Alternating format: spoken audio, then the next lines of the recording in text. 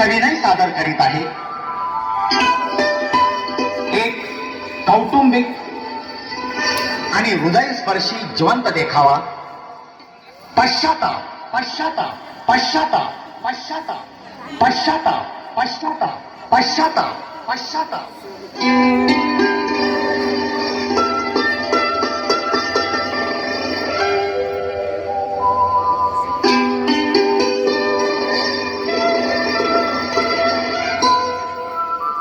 वसुधा तयार हो लवकर निघायचंय आपल्याला. दीपक पण मी काय म्हणते. मला काही एक ऐकायचं नाही तुझं. माझा निर्णय हा अंतिम निर्णय असेल. अहो पण माझं ऐकून तरी घ्या. मी काय म्हणते ते प्रथम शांतपणे ऐकून घ्या आणि नंतर तुमचा निर्णय सांगा मला. अहो देवाच्या कृपेने एक मुलगा आहे आपल्याला आणि आता मुलगा आणि मुलगी यावर विचार करायची गरजच काय आहे.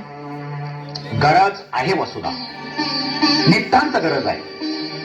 मला मुलगी नको आहे. मला फक्त मुलगा आणि मुलगाच हवा आहे. अहो पण जगात प्रत्येकानं फक्त मुलग्याचाच विचार केला तर मुली आणायच्या कुठून.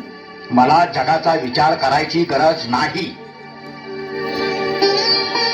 मी फक्त माझा आणि माझ्या भावी आयुष्याचा विचार करतोय. जगाचा विचार करायची गरजच काय आपल्याला.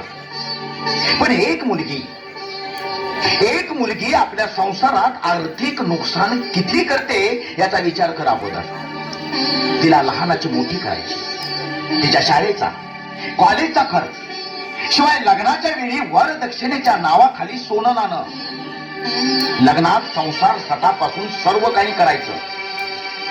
एवढ्यात संपलं असतं तरी चाललं असतं. पण लगेच तिचं बाळणपण, बारसं, शिवाय आयुष्यभर तिचं आहेर माहेर हे मातीच आपल्या.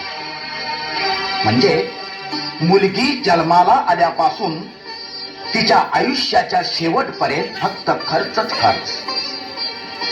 मग आयुष्यभर खर्च करायला बसण्यापेक्षा आत्ताच 4-2 हजार रुपये खर्च केला तर कायमची अडचण दूर होईल याचा विचार करला थोडा.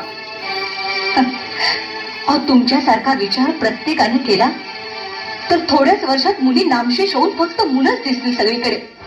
शिवाय मुलग्याला जन्म देण्यासाठी आई म्हणजे एक स्त्रीच असावी लागते याचा विसर पडलाय तुम्हाला. दीपक, स्त्री हीच घराची खरी शान असते. काटकसरीने संसार करण्याचं कसब फक्त स्त्रीकडेच असतं. अहो स्त्री ही शोषित असते. कसलंही दुःख सहन करण्याची आणि कसल्याही प्रसंगाला समर्थपणे तोंड देण्याची क्षमता फक्त स्त्रीकडेच असते. दीपक, वा, काय तत्वज्ञान सांगितलंस तू मला. एखाद्या चांगल्या लेखिकेला सुचणार नाही तसे सुविचार ऐकवलेस तू मला. स्त्री ही घराची शान असते.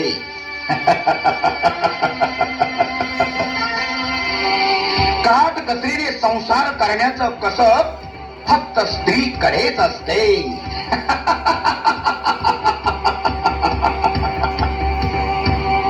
आणि स्त्री ही शोषिक असते. शिवाय कसलंही दुःख सहन करण्याची आणि कसल्याही प्रसंगाला समर्थपणे तोंड देण्याची क्षमता फक्त स्त्रीकडेच असते.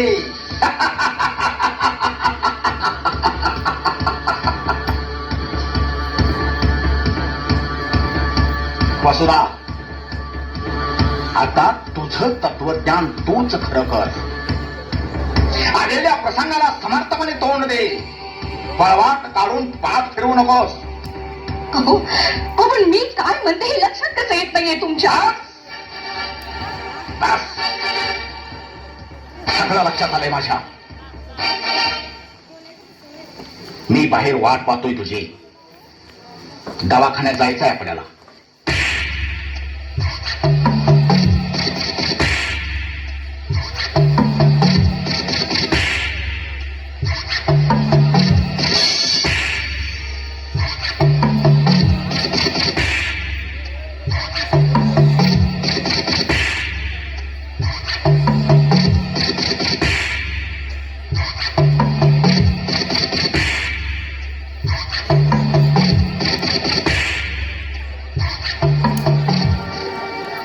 वसुधाचा फोन आला होता सकाळी.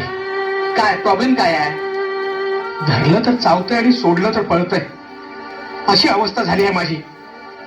नातं पडलंय नाजूक, नाहीतर नरडीचा खोट घेतला असता मी त्याच्या. माधव हे बघ, शांत लिसन, काय झालंय ते नीट शांतपणे सांग अगोदर. अरे माझ्या बहिणीच्या वसुधाच्या लग्नाला आज 6 वर्ष होत आहेत. पहिला मुलगा आहे, तर दुसऱ्यांदा ती प्रेग्नंट आहे. अरे वा, मग तू सांग, आता चेकअप करायची काय गरज आहे का? अरे काहीच नाही, पण मला हे कळत नाही, हा चेकअप कशासाठी? त्याला मुलगी नको आहे. मुलगी असेल तर अबॉर्शन करायचं म्हणतोय तो. अरे काय डोकं फिरलंय काय त्याचं? फक्त एकच मुलगा असताना मुलगी नको म्हणतोय? अरे माधव, मला हा त्याचा निर्णय विचित्रच वाटतोय बघ. अरे निर्णय विचित्र नाही, माणूसच विचित्र आहे हा. अरे योगेश, एकुलती एक बहीण माझी, चांगला क्वालिफाईड म्हणून आणि नोकरी बघून खर्च करून मोठ्या आनंदानं बहीण दिली त्याला. पण आता पश्चाताप वाटतोय मला. स्वतःच्या हातानं बहिणीच्या आयुष्याचं वाटोळ केलंय मी. तिच्या विचाराला अजिबात किंमत नाही रे त्याच्या घरात. तो म्हणेल तेच खरं म्हणावं लागतं तिला. अजब आहे. पण मला सांग, मुलगी का नको म्हणतोय तो? विनाकारण खर्च होतो म्हणे मुलीवर. डिस्गस्टिंग. अरे काय काय क्रूर आहे त्याचा निर्णय हा. अरे माधव, माझ्याकडे बघ, मला 2 मुली आहेत, मुलगा नाहीये मला. पण याचं थोडं सुद्धा दुःख नाहीये मला. सरळ ऑपरेशन करून टाकलं. अरे मुलगा काय आणि मुलगी काय, काय फरक पडतो त्यामुळं? आयुष्यात माणसाला अपत्य झालं म्हणजे झालं बस. आणि मुलं काय दिवेला होतात ते पाहतो ना आपण. आमच्या समोरचे ते बळवंत काका, अरे त्यांना 2 मुलगे आहेत, पण एकही त्यांना नीट पाहत नाही. जो तो आपल्या संसारात मग्न. आपणाच्याने वाढवलं शिकवलं याचा पूर्ण विसर पडलाय त्यांना. बरं ते जाऊ दे माधव, हे बघ, तू एक काम कर, तू आत्ताच्या आत्ता त्यांच्या घरी जा आणि थोडं समजावून सांग त्यांना. समजावून सांगून ऐकणारी ती व्यक्ती नाही आहे योगेश.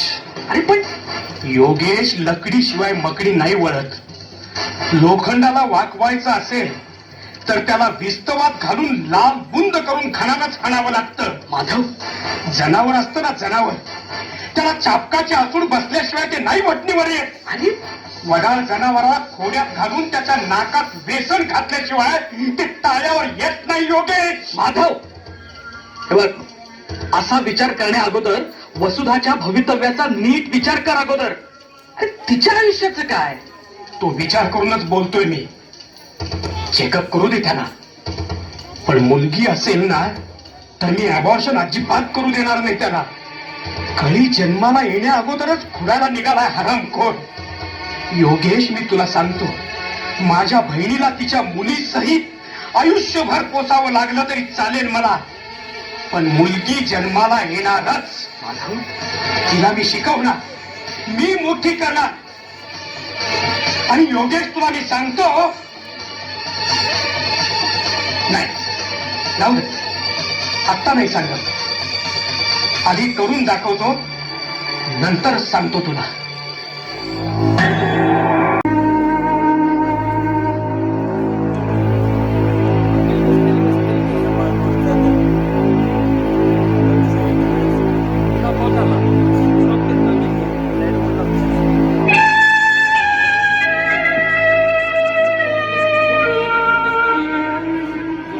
हे बघा दीपकराव, पहिल्यांदा गर्भ व्यवस्थित आहे का हे पाहण्यासाठी आलोय म्हटलं तुम्ही. चेकअप करताना मुलगी असेल तर आनंदच होईल असंही म्हणाला. मी तुमच्यावर विश्वास ठेवून नकळत मुलगी आहे असं सांगून टाकलं, आणि आता मुलगी आहे असं कळल्यावर अबॉर्शन करा म्हणताय? नाही नाही नाही दीपकराव, दिस इज नॉट फेअर. हे बरोबर नाहीये. भ्रूण हत्या हा कायद्यानं गुन्हा आहे. निदान माझ्याकडून तरी शक्य नाहीये. तुम्ही जरी नाही म्हणालात तरी दुसऱ्या दवाखान्यात जाऊन शक्य करू शकतो मी. डॉक्टर, 4 पैसे सोडले की अशक्य गोष्ट सुद्धा शक्य होते या जगात. Look mister Deepak, okay okay, let me clear. हे बघा, माझं ऐका दीपकराव, मुलगा आणि मुलगी यामध्ये भेदभाव मानू नका. अहो, सध्या आपल्या देशात मुलं आणि मुली यांचं प्रमाण व्यस्त होत चाललंय. मुलांच्या पेक्षा सध्या मुली संख्येने खूपच कमी आहेत. आणि दीपकराव, हे असंच जर चालत राहिलं तर उद्या फार मोठ्या समस्येला तोंड द्यावे लागेल आपल्याला. आणि दीपकराव, मुलगा किंवा मुलगी हे स्त्रीच्या हातात नसतं. स्त्रीचा तीळ मात्रही संबंध नसतो यात. डॉक्टर, हे सांगत बसण्यापेक्षा अवॉर्शन करू शकता की नाही हे सांगितलं तर बरं होईल. शक्य नाही, अजिबात शक्य नाही. दीपकराव, अहो हा फक्त गुन्हाच नाही तर पाप सुद्धा आहे. अहो, आपण एका कोवळ्या जीवाची हत्या करतोय हे ध्यानात असू द्या तुमच्या. यामध्ये त्या मुलीचा काय दोष सांगा दीपकराव, काय? केवळ मुलगी आहे म्हणून तो जीव जन्मास येण्या अगोदरच नामशेष करतो आहोत आपण. आणि मला वाटतं याच्यापेक्षा मोठं पाप कोणताही नसेल या पृथ्वी तलावर. बस डॉक्टर, येतो आम्ही. अहो पण मी एवढं सांगतो तरी. अहो वहिनी, तुम्ही तरी समजावा या ना. अहो अहो डॉक्टर काय म्हणतात ते तरी ऐकून घ्या ना थोडं. वसुधा, चल घरी.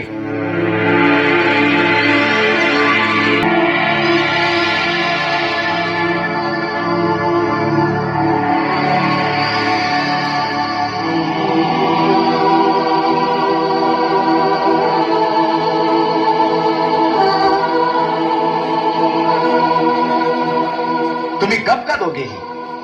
मघापासून मी एकटाच बोलतोय आणि तुम्ही मात्र मुख धरून गप्पच.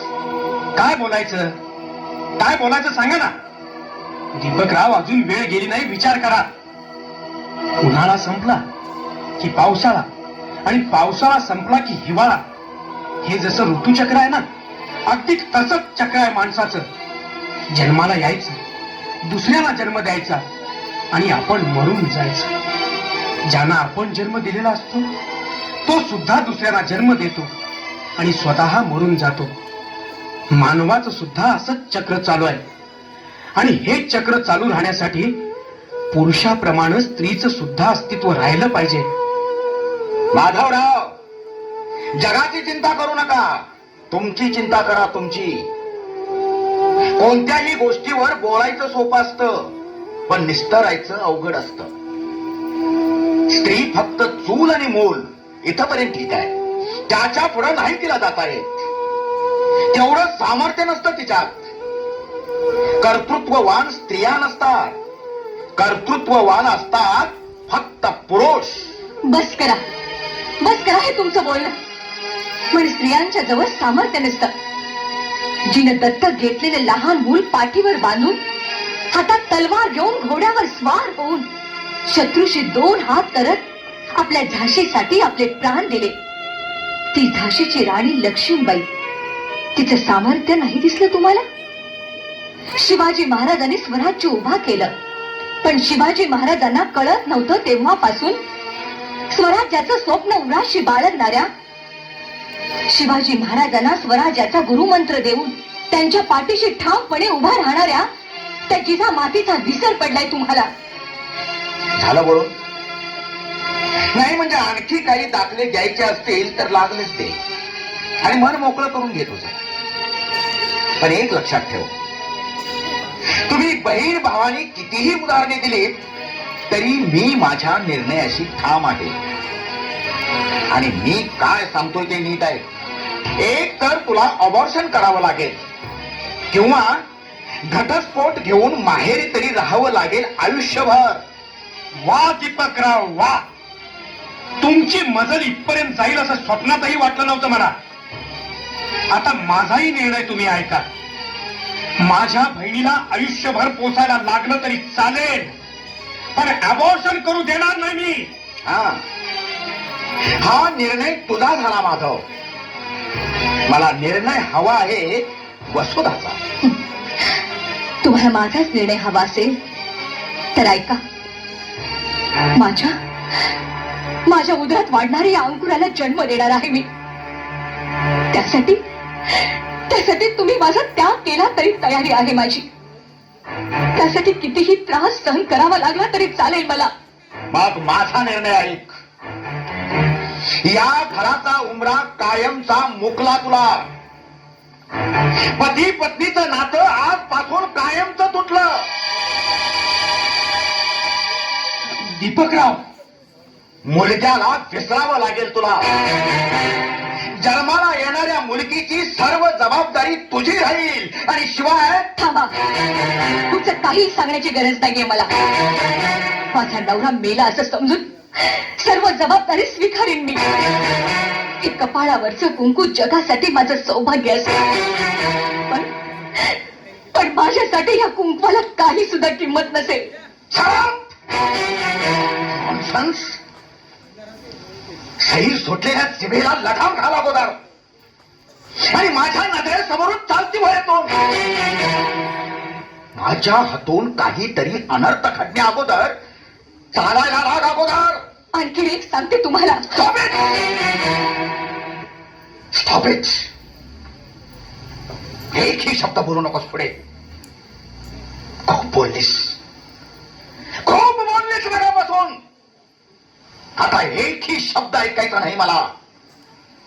आणि त्यातूनही बोलायचा प्रयत्न केला तर नरटीचा खोट घेईन मी तुझ्या. दीपक थांब तिथंच. मगापासून नात्याचा मान राखला, आता अपमान करायला मागं पुढे पाहणार नाही मी. अरे माणूस नाहीस, कसाही आहेस तू, कसाही. पक्का स्वार्थी आहेस तू. स्वतःच्या स्वार्थापोटी पती पत्नींचं पवित्र नातं सुद्धा तोडलंस तू. स्वार्थासाठी जन्माला येण्या अगोदर निष्पाप जीवाचा जीव घ्यायला उठलास तू. अरे बापाचं अंतःकरण म्हणतात, त्याचा लवलेशही नाही तुझ्याजवळ. हे दिवस तुझे आहेत, पण लक्षात ठेव, हे दिवस असेच राहत नाहीत कधी.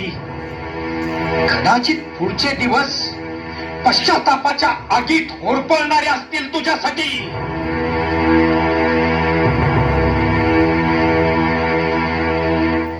या गोष्टीला 20 वर्ष पूर्ण होतात. दीपक आपल्या मुलग्याला प्रेमाने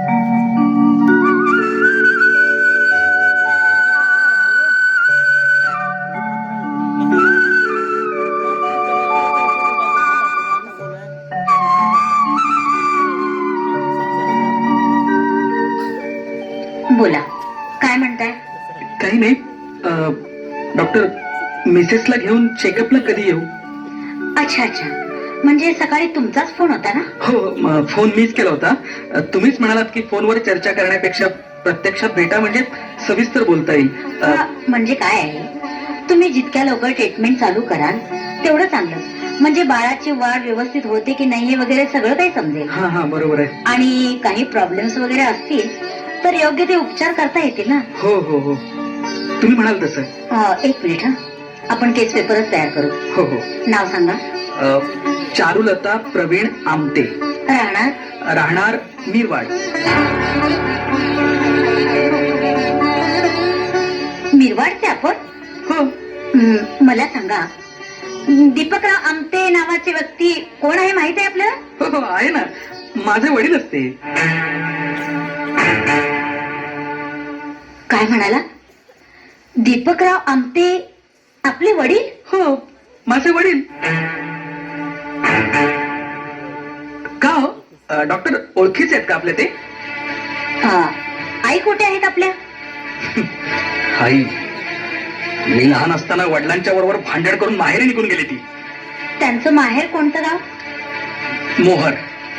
मोहर? हो, मोहर. पण डॉक्टर, तुम्ही आश्चर्यचकित का झाला तेवढं? अहो, मी त्याच गावचे आहे. मग ओळख असेल की तुमची? नाही, ओळख नाही, पण ओळख करून घेईन मी. हा, ठीक आहे डॉक्टर, तुम्ही केस पेपर तयार करताय ना? हो हो, करू ना. सांगा वय. वय 20 वर्षे. ठीक आहे, उद्या येतो मी. हो हो, ठीक आहे. पप्पा, ही बॅग घ्या आणि यामध्ये सगळे तुमचे कपडे भरा. सगळे कपडे भरा म्हणजे काय देवदर्शनला पाठवायचा विचार दिसतोय तुझा? नाही पप्पा, वृद्धाश्रम. वृद्धाश्रम मध्ये जायचंय आपल्याला. काय? वृद्धाश्रम मध्ये? म्हणजे मी काही समजलो नाही बाळ. समजायचं काय त्यात? आजपासून वृद्धाश्रम मध्ये राहणार तुम्ही. शाबास पोरा शाबास. पांग फेडलं त्या बापाचं. अरे अरे मला पोसायला जड वाटत असेल तर सरळ गळा दाबून ठार मारला मला. अरे रोज कणाकणानं मरण्यापेक्षा एकदाच आणि कायमच मेलेलं बरं रे. उगीच वाटेल ते बोलू नका पप्पा. आमच्या नवरा बायकोचा संसाराबद्दल एक प्लॅन आहे आणि त्यामध्ये तुमची आडकाठी नको आहे आम्हाला. हे तू बोलतोस प्रवीण आणि माझ्या समोर या बापासमोर. अरे तुझं भवितव्य डोळ्यासमोर ठेवून ऐन जवानीत पत्नीला सोडून देऊन एका विदुराचं जीवन जगतोय मी. ज्यानं तुला जन्म दिला, ज्यानं वाढवलं शिकवलं, ज्यानं तुला स्वतःच्या पायावर उभं केलं, त्या बापाला आता म्हातारपणी वृद्धाश्रमात पाठवतोस. अरे हे बोलताना तुला लाज कशी वाटली नाही रे? पप्पा, माझ्यासाठी तुम्ही जे काही केलं ते तुमचं कर्तव्यच होतं. वा, तुम्ही माझ्यासाठी जे केलं तेच मी सुद्धा माझ्या मुलासाठी करणारच ना. पप्पा, याला उपकार नाही म्हणायचं, याला कर्तव्य म्हणतात. आज तुला पंख फुटलेत बाळ. पक्षाचं पिल्लू सुद्धा पंख फुटेपर्यंत घरट्यात आपल्या आई बापांची वाट पाहत बसत. त्यांनी चोचीतून आणलेला चारा खाऊन मोठं होत आणि पंख फुटल्यानंतर एक दिवस अचानक त्यांना तिथेच सोडून निघून जात. त्या पिलाच्या आई बाबाला आपलं पिल्लू असं अचानक निघून जाईल हे माहीत सुद्धा नसत रे. आज तू सुद्धा तेच केलंस रे, तेच केलंस. बास आता, बोलण्यात उगाच वेळ घालू नका.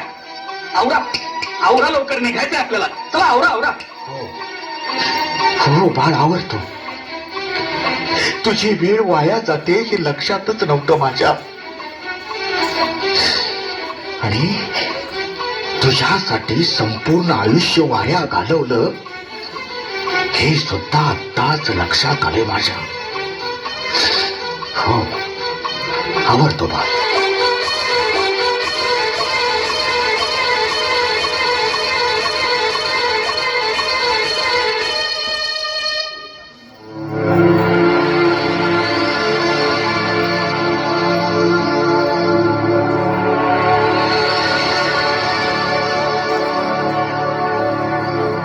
कोण तुम्ही? मला कशाला बोलावलं? दीपकराव आमटे आपणच का? हो, आपण. मी कोणी आहे हे नंतर सांगेन तुम्हाला, पण मी घरी न्यायला आले तुम्हाला. मला घरी न्यायला?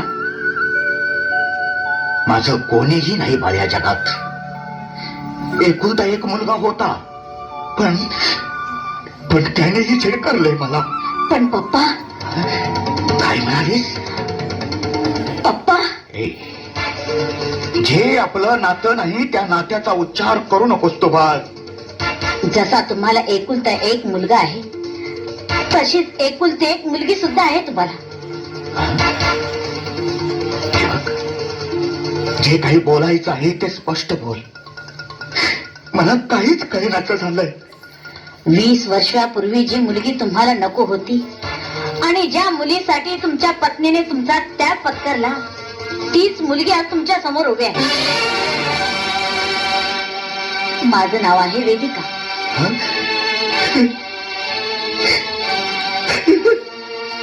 पप्पा,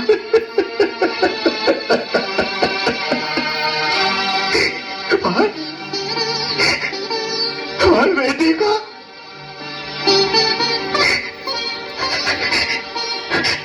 दया करू नकोस माझ्यावर.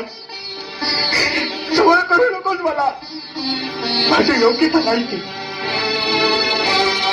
ज्या मुलासाठी माझं संपूर्ण आयुष्य वेचलं, रात्रीचा दिवस केला, पत्नीला दूर केलं, त्याच मुलानं आज मला चिडकारलं. आणि ज्या मुलीचा मी तिरस्कार केला, ज्या मुलीसाठी माझ्या पत्नीला मी आयुष्यभर यातना दिल्या, त्याच मुलीने आज कसलाही विचार न करता मला जवळ करावं.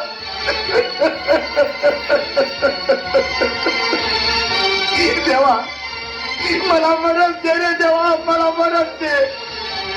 हा पश्चाताप मला सहन होत नाही रे, मला मरण दे. असा त्रागा करून घेऊ नका पप्पा. का मला पप्पा म्हणू नकोस, माझी लायकी नाही ती. आणि एक सांगतो नीट ऐक, मला घरी घेऊन जाऊ नको. पडू दे मला इथे सणात. मी केलेल्या चुकीचं प्रायश्चित्त मला मिळू दे. माझ्यासारख्या माणसांना कोणीच दया दाखवू नका. त्यांनी केलेल्या चुकाची शिक्षा त्यांना मिळालीच पाहिजे. शांत व्हा पप्पा. तुमची चूक तुम्हाला कळून आली आणि त्याचा पश्चाताप होतो, हीच फार मोठी शिक्षा आहे तुमच्यासाठी. मी तुम्हाला घरी नेते म्हणजे तुमच्यावर उपकार करते असं नाही, तर मी माझे कर्तव्य करते आहे ते. पण तुझ्या ठिकाणी दुसरी कोणीही असती तर तोंड सुद्धा पाहिलं नसतं तिनं माझं. वसुधा, वसुधा, अगं केवढे संस्कार केलीस मुलीवर तू. वसुधा, मी मुलग्याला फक्त वाढवला पण करवू शकलो नाही त्याला. वसुधा, तो तुझ्या सानिध्यात असताना तर त्याच्यावर सुद्धा असेच संस्कार घडवले असतेस तू. जन्म देणं सोपं असतं पण घडवणं अवघड असतं हे दाखवून दिलंस मला. वसुधा, हे दाखवून दिलंस तू मला. असं दुःख करत बसू नका पप्पा. घरी आई वाट पाहते तुमची. जय वेदिका, मी घरी येऊ शकत नाही बाळ. वसुधाच्या नजरेला नजर फिरवायची सुद्धा हिंमत नाही माझी. आणि वसुधाने सुद्धा का म्हणून माफ करावं मला. आयुष्यभर मी तिला फक्त दुःखच देत आलोय. मी जिवंत असून सुद्धा विधवेसारखं जीवन जगायला लावलं तिला. उगीच काहीतरी बोलू नका पप्पा. खरंच आई तुमच्या आतुरतेने वाट पाहते घरी. धन्य धन्य आहेस तो वसुधा. तुझ्यासारखी पत्नी लाभली हे भाग्यच माझं. पप्पा, येताय ना घरी?